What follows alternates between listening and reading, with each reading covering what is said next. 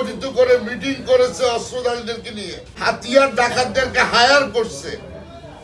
এই রামগতি, চর রমিজ এবং বড়খেলিতে ভোট কাটার জন্য, ভোট লুট করার জন্য তারা সমস্ত মানুষকে, সমস্ত জলদস্যু, স্থলদস্যু, শয়তান, মাফিয়া, দুষ্ট চক্র সব একত্রিত হয়েছে রামগতির দক্ষিণ অঞ্চলে। গুলি বর্ষণের পরে যদি গ্রেপ্তার না হয়, অপরাধের বিচার না হয়, পুলিশের এত রকম বাহিনী থাকার পরে, তাহলে তো ওরা প্রকাশ্যে চোখ রাঙাবে।